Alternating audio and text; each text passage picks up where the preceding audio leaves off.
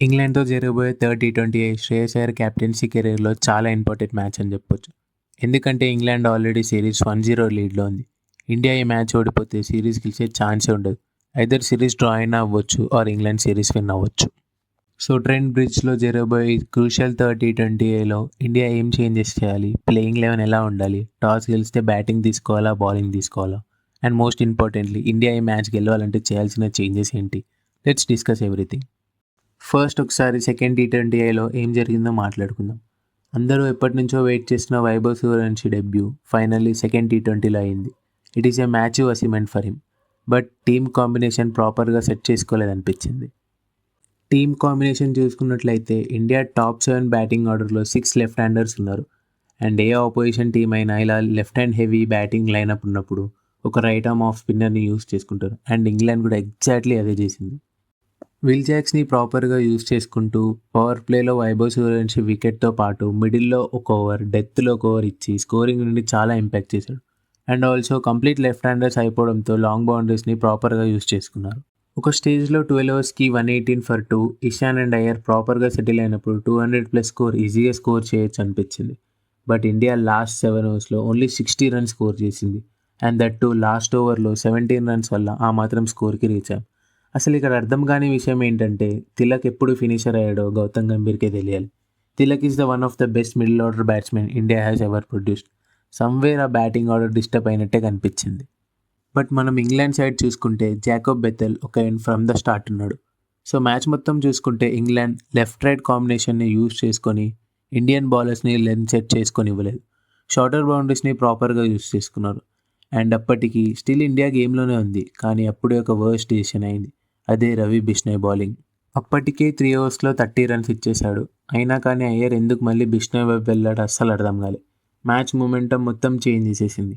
ఏకంగా 29 రన్స్ ఇచ్చి మ్యాచ్ని వాళ్ళ చేతిలో పెట్టాడు. బిష్నాయ్ది ఇక్కడ ఎంత మిస్టేక్ ఉందో అయ్యర్ది కూడా అంతే మిస్టేక్ ఉంది. ఒక కెప్టెన్గా బిష్నాయ్కి ఆ టైంలో బౌలింగ్ ఇవ్వడం it is a worst decision made by a captain. Chance ఉన్నప్పుడు మిడిల్లో ఎక్స్ట్రా బౌలింగ్ ఆప్షన్ యూస్ చేసి ఉంటే విన్ అయ్యే ఛాన్స్ ఉంది. ఎందుకంటే టీ20లో 5 బౌలింగ్ ఆప్షన్స్తో వెళ్తున్నామంటే అది ప్లానింగ్లో డిఫికల్ట్ అయిన థింగే. అండ్ చాలా మెంబర్స్ ఇషాన్ని అంటున్నారు, but Ishan anchor role play చేశాడు. కరెక్ట్ టైంకి అయ్యర్తో కలిసి పార్ట్నర్షిప్ బిల్డ్ చేశాడు. సిచ్యువేషన్ వైజ్ ఆడాడు. ఆ స్టార్ట్ని బిగ్ స్కోర్గా convert చేసుకోలేకపోయాడు.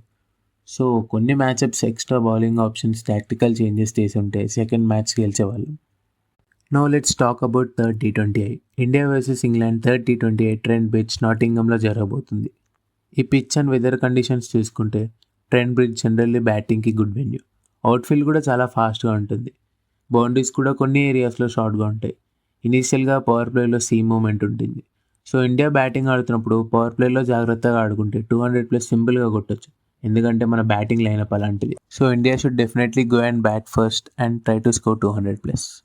Now coming to India's playing 11 combination. India ఈ మ్యాచ్ గెలవాలంటే ఒక చేంజ్ చేయాలి. రవి బిష్నాయ్ ప్లేస్లో సూర్యావంశ్ రెడ్డిని టీంలో తీసుకోవాలి. దీనివల్ల చాలా బెనిఫిట్స్ ఉన్నాయి. సూర్యావంశ్ రైట్ హ్యాండ్ బ్యాట్స్మెన్ కాబట్టి ఇప్పుడు బ్యాటింగ్ ఆర్డర్లో ప్రాపర్గా సెట్ అవ్వచ్చు. ఇప్పుడు India batting order left hand heavy ఉంది కాబట్టి సూర్యావంశ్ టీంలోకి వస్తే మిడిల్ ఆర్డర్లో రైట్ హ్యాండ్ బ్యాటింగ్ ఆప్షన్ వస్తుంది. దీనివల్ల లెఫ్ట్ రైట్ కాంబినేషన్ మెయింటైన్ చేయొచ్చు. షార్టర్ బౌండరీస్ని పర్టికులర్ బ్యాట్స్మెన్ టార్గెట్ చేసుకోవచ్చు. అండ్ ఆల్సో సూర్యావంశ్ ఇంక్లూజన్తో టీమ్ బ్యాటింగ్ డెప్త్ పెరుగుతుంది. 200+ స్కోర్ చేయడానికి ఛాన్సెస్ కూడా పెరుగుతాయి. అండ్ ఆల్సో సూర్యావంశ్ బౌలింగ్ కూడా చేస్తాడు కాబట్టి ఎక్స్ట్రా బౌలింగ్ ఆప్షన్ కూడా అవైలబుల్గా ఉంటుంది. ఒక బౌలర్ ఎక్స్పెన్సివ్గా వెళ్ళినప్పుడు సిచ్యువేషన్ని హ్యాండిల్ చేసుకోవడానికి అయ్యర్కి ఒక ఎక్స్ట్రా ఆపర్చునిటీ ఉంటుంది. సో ఇండియా ఈ చేంజెస్ చేస్తే ప్లేయింగ్ 11 ఇలా ఉంటుంది. వైభవ్ సూర్యవంశీ, అభిషేక్ శర్మ, ఇషాన్ కిషన్, శ్రేయస్ అయ్యర్, తిలక్ వర్మ, సూర్యావంశ్ రెడ్డి, శివం దూబే, అక్షర్ పటేల్, హర్షిత్ రాణా, హర్షదీప్ సింగ్, వరుణ్ చక్రవర్తి. సో ఈ కాంబినేషన్తో వెళ్తే ఇండియాకి బ్యాటింగ్ డెప్త్ అడ్వాంటేజ్ ఉంటుంది. బౌలింగ్ ఆప్షన్స్ పెరుగుతాయి. మ్యాచ్ విన్ అయ్యే ఛాన్సెస్ హైగా ఉంటాయి. And so far Iyer captaincy completely కన్విన్సింగ్గా అనిపించలేదు. ఇండియాలో టాలెంట్కి ఏం తక్కువ లేదు. దాన్ని ప్రాపర్గా యూస్ చేసుకుంటే ఇండియాని ఓడించడం చాలా కష్టం. ఎక్స్ట్రా బౌలింగ్ ఆప్షన్ని యూస్ చేసుకోకపోవడం, ఎక్స్పెన్సివ్గా ఉన్న బిష్నాయ్కి క్రూషియల్ టైంలో బౌలింగ్ ఇవ్వడం, అయ్యర్ ఎక్కడో ప్రాపర్ మైండ్ సెట్లో ఉన్నట్లు కనిపించట్లేదు. Hope Shreyas make right decisions for this crucial match and eventually win this match. See you in the next video.